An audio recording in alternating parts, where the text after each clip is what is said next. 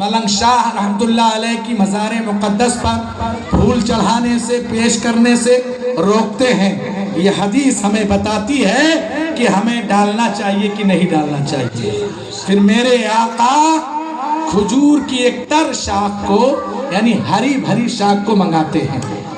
صحابہ بارگاہ نبی میں کھجور کی ایک نم تر ہری بھری شاخ کو پیش کرتے ہیں۔ پھر میرے آقا اس کے 2 ٹکڑے کرتے ہیں۔ فَكَسَرَهَا كِسْرَتَيْنِ، پس سرکار نے اس کے 2 ٹکڑے فرما دیا۔ وَوَضَعَ عَلَى كُلِّ قَبْرٍ مِّنْهُمَا كِسْرَةً، پھر میرے آقا نے ایک ایک ٹکڑا کو ہر ایک کی قبر پہ نصب کر دیا۔ یہ بخاری کی حدیث ہے۔ ایک ٹکڑا اس قبر پہ رکھ دیا، دوسرا ٹکڑا دوسری قبر پہ رکھ دیا۔ صحابہ دیکھ رہے ہیں، صحابہ دیکھ رہے ہیں۔ فقیل لہو یا رسول اللہ لما فعلت ھذا، صحابہ عرض کرتے ہیں یا رسول اللہ ان دونوں پر عذاب قبر ہے، آپ نے تر شاخ کے 2 ٹکڑے کیے، ایک ایک ٹکڑا کو ایک ایک قبر پہ رکھ دیا، اس سے ان کو کیا فائدہ پہنچے گا، اس میں کیا حکمت ہے؟ فقال لعلہ ان یخفف عنہما ما لم تیبسا، میرے آقا فرماتے ہیں رب کی رحمت سے امید ہے جب تک یہ شاخیں ہری بھری رہیں گی اس وقت تک ان دونوں کی قبروں سے عذاب ہلکا رہے گا۔ تو محدثین فرماتے ہیں کہ ہر نم تر شاخ رب کی تسبیح و تحلیل کرتی ہے، اور جہاں رب کی تسبیح پڑھی جائے، جہاں رب کی تحلیل کی جائے، جہاں رب کا ذکر خیر کیا جائے، جہاں تلاوت قرآن کیا جائے، وہاں رحمت و انوار کی برسات ہوتی ہے۔ جب رحمت ہوگی تو عذاب ہونے کا سوال ہی نہیں ہے۔ سبحان اللہ۔ تو یہ حدیث ہمیں بتاتی ہے کہ ہمیں پھول قبروں پہ ڈالنا چاہیے۔ اگر کسی بزرگ کی قبر پر ہم پھول ڈالتے ہیں تو پھول کی تسبیح سے رب ملنگ شاہ کے رتبہ کو بڑھاتا ہے، اور جب ہم کسی گنہگار مسلمان کی قبر پر ڈالتے ہیں تو پھول کی تسبیح سے اللہ تعالیٰ اس گنہگار مسلمان کے اوپر سے عذاب کو اٹھاتا ہے۔ سبحان اللہ۔ تو یہاں عذاب اٹھتا ہے اور وہاں درجے بلند ہوتے ہیں، مقام بلند ہوتے ہیں۔ اس لیے ہمیں اور آپ کو سب کو بزرگوں سے عقیدت رکھنا چاہیے، اور بزرگوں کی بارگاہوں میں جب جب وقت ملے حاضری دے کر کے ان کی بارگاہ میں پہنچ کر ان کے توسل سے اپنے پروردگار سے دعائیں مانگنی چاہیے۔ ہمارا مذہب، ہماری شریعت، ہمارا دین ان تمام کاموں کا مکمل اجازت دیتا ہے۔ لیکن آخری بات، آپ کے مسجد کے مؤذن صاحب جو 5 وقت آپ کو نماز کی دعوت دیتے ہیں، جی بے شک، عزیزم مولانا محمد شفیع، تو یہ ایسے لوگ ہیں جو ہمیشہ نیکیوں کی دعوت دیتے ہیں۔ تو نماز ہمیں آپ کو سب کو پڑھنا چاہیے۔ کوئی کہہ سکتا ہے کہ ملنگ شاہ نماز نہیں پڑھتے تھے؟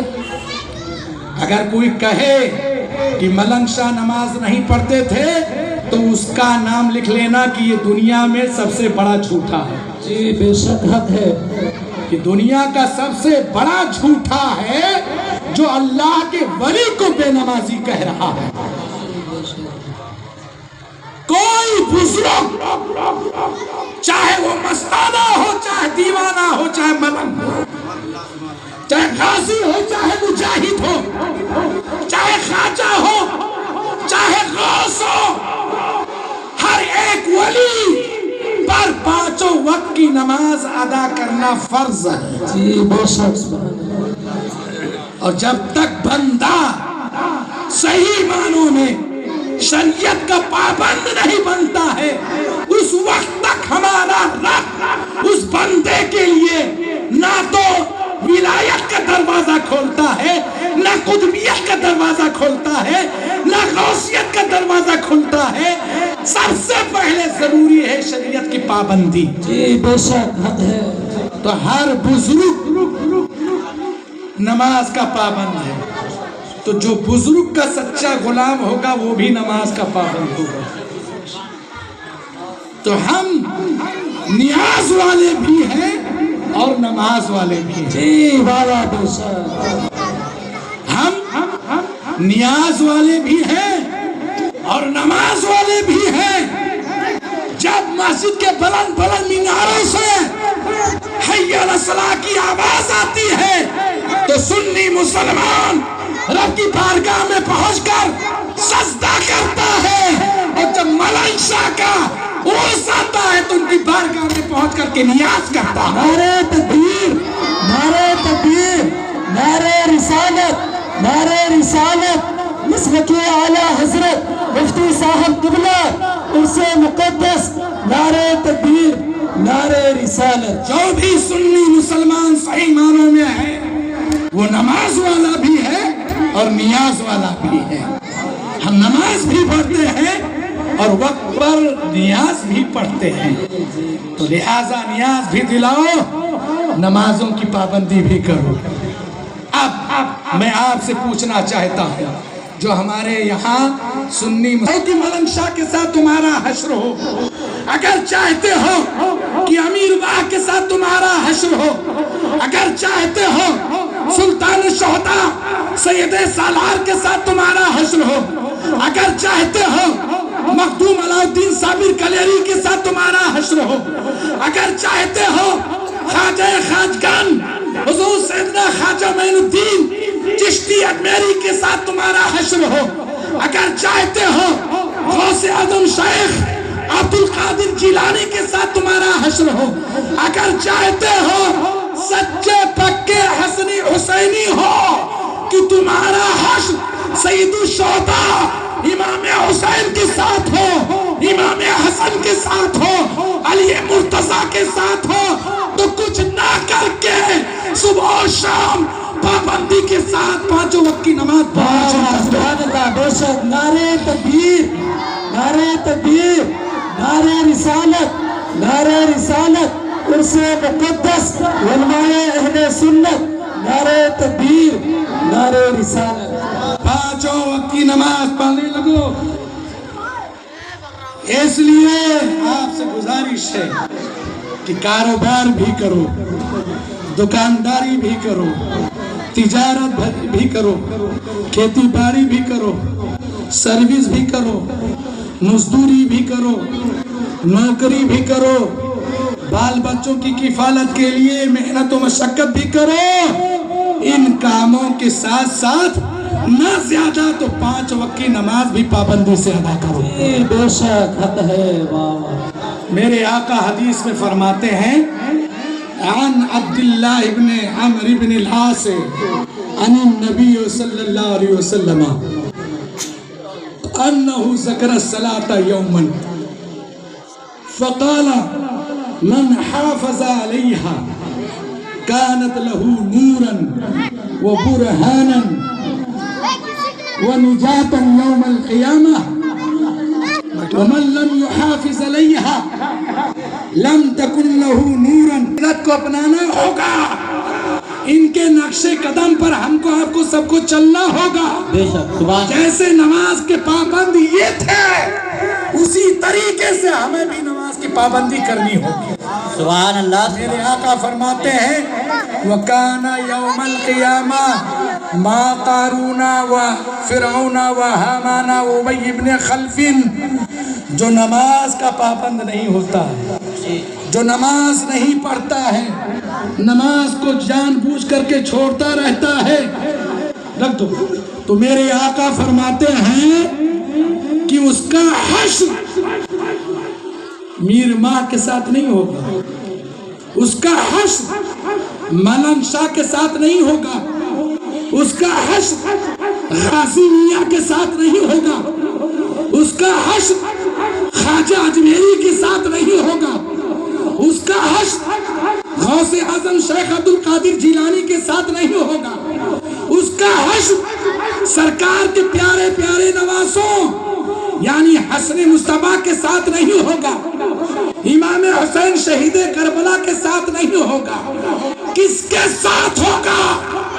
شافع محشر فرماتے ہیں وَكَانَ يَوْمَ الْقِيَامَةِ مَا قَارُونَ وَفِرْعَوْنَ وَحَامَانَ، اس کا حشر کل قیامت کے دن فرعون کے ساتھ ہوگا، اللہ کی پناہ، اس کا حشر قارون کے ساتھ ہوگا، اس کا حشر حامان کے ساتھ ہوگا، اس کا حشر بدتر کافر و مشرک ابی ابن خلف کے ساتھ ہوگا۔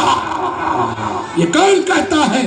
یہ وارث القادری نہیں کہتے ہیں کہ کوئی آدمی بات سن کر کے انسنی کر دے، یہ وہ نبی فرماتے ہیں جن کا ہم کلمہ پڑھ کر کے مسلمان،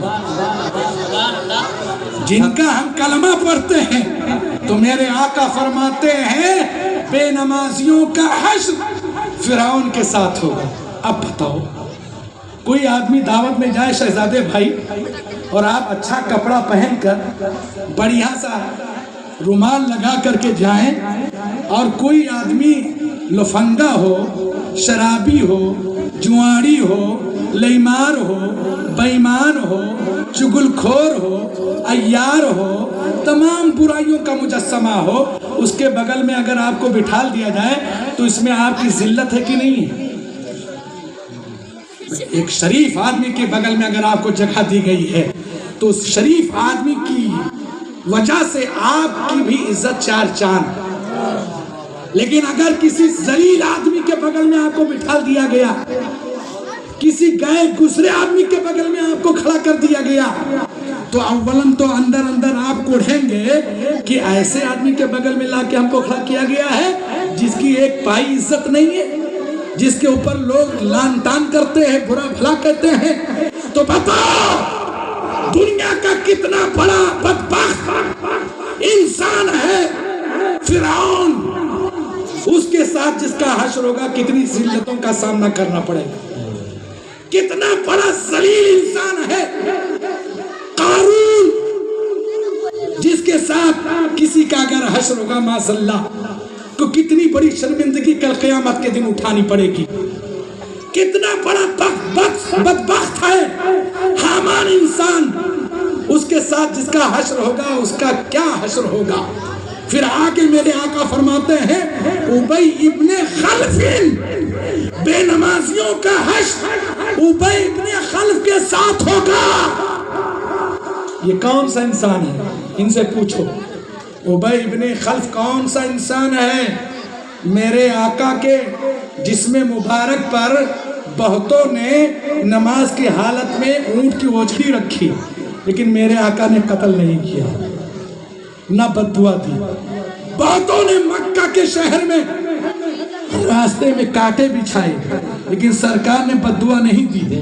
طائف کے بازار میں جب میرے آقا پہنچے اسلام کی تبلیغ کے لیے، تو وہاں کے غلط لڑکوں نے آپ کو اتنے پتھر